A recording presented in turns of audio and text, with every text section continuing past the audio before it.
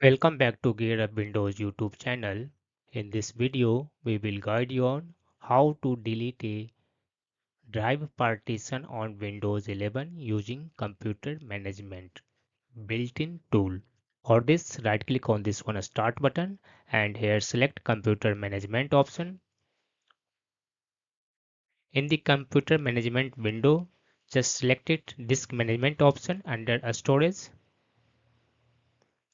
Then you can locate your partition or drive in upper section or lower section. Suppose I want to delete this one E drive.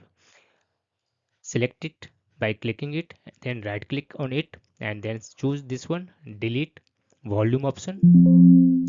In the pop-up window, click on this one yes button. Again click on this one yes button.